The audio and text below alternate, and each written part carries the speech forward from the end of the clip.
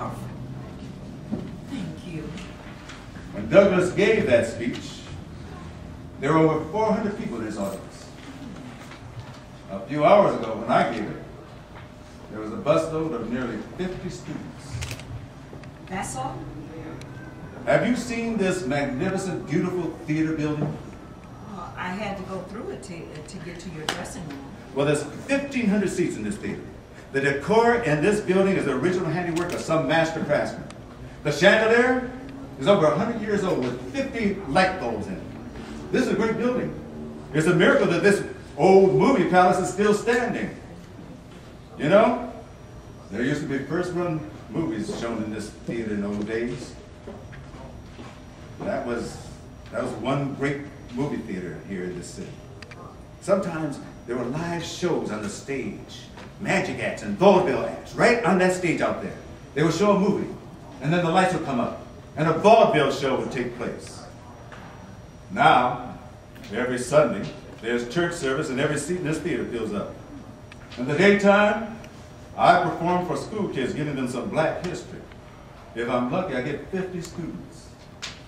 But, Miss Rogers, Miss Ebony Rogers, there was a time that I got pretty big audiences. 500 or 600 young people sitting out there getting some history in their heads. That was when my wife was living, my late wife. I would recreate the men, and she would recreate the women. One of her recreations was Sojourner Truth. She was a great Sojourner Truth. Would she do the Ain't I a Woman speech? Yeah, she would. She would preach. She absolutely preach. I know that speech. You know that speech? Yeah, I learned it in college. I was in a program about women. There were songs and speeches and poetry honoring women. And as I remember, there was a speech from Susan B. Anthony and Eleanor Roosevelt, and that song by Helen Reddy, I Am Woman, and the speech of Sojourner Truth, which I did, and it was for Women's History Month. So, you know that speech? Let me hear you do it. You're joking. No, I'm serious. I'd like to hear you. I would feel awkward doing it in front of you. I'm not going to judge you. I'd just like to hear you. It wouldn't be anything like how your late wife did it. I'm not an actress. She wasn't either. She joined up with me because she was interested. And she believed in what I was doing. In time, she got good. Very good. I don't think I could give it justice. I didn't think I did then, and I don't think I would do it now. It's a great speech. It is a great speech. I don't know if I remember the words. It's been so long ago.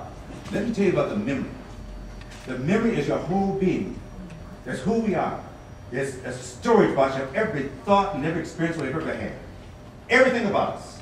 And we can pull out big chunks and bits and pieces whenever we want. All we have to do that is to relax and let it flow. Relax and let it flow.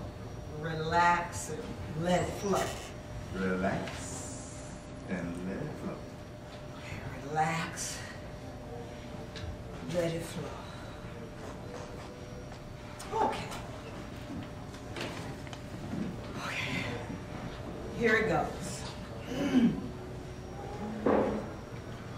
Well, children, where there's so much racket, there must be something out of kilter. What's all this talk about? That man over there says women need to be helped into carriages and lifted over ditches and have the best places everywhere. No one ever helped me into carriages over mud puddles and give me any best places. And ain't I a woman? Look at me. Look at my arms. I plowed and planted and gathered into barns, and no man could get ahead of me. I could work as much.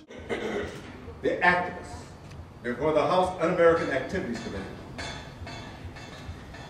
I stand here struggling for the rights of my people to be full citizens in this country, and they're not. They're not in Mississippi, and they're not in Washington, You want to shut up every Negro who has the courage to stand up and fight for the rights of his people. That is why I'm here today. Why do I not stay in Russia? Because my father was a slave, and my people died to build this country, and I am going to stay here and have a part of it just like you. And no fascist-minded people will drive me from it. Is that clear? Thank you. I have to admit something. I've seen your show before, and I came to one of your school programs. A lot of different programs, right? Well, this one included. I think the name was Bert Williams. I heard of Bert Williams. You said he performed in the Ziegfeld Follies, performed with W.C. Fields. I didn't know that. Your show is very informative. He also performed in vaudeville shows and early Negro musicals. He was the most famous black entertainer of his times. He was a song and dance man and a great comedian. He had a song that became his signature song. It was called Nobody. I love performing Bert Williams. This is the coat I wore for Bert Williams. What Bert Williams would do before he would first come out on stage was put his white glove hand through the curtain and do some funny moves. Something like this, or beyond this. Then the audience would break out laughing.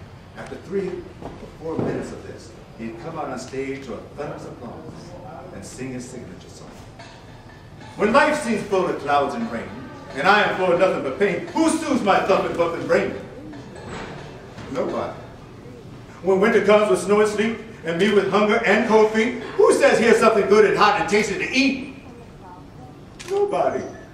I never done nothing to nobody, and I never got nothing from nobody no time until I get something from somebody sometime. I'll never do nothing for nobody no time.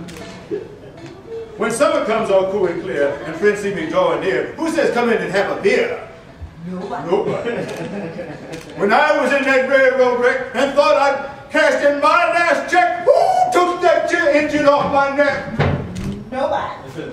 I ain't never done nothing for nobody, and I never got nothing from nobody no time until I get something from somebody sometime. I'll never do nothing for nobody no time.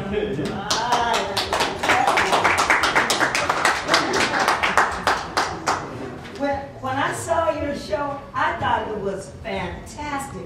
I told my editor about it and asked him if I could interview you for the paper. He said yes, and that's how this interview came about. I liked your late wife. I think what you're doing is important. More people need to see you. When I saw your show, it was like you said, only 40 people. You deserve a bigger award. You feel that way? And I feel that way.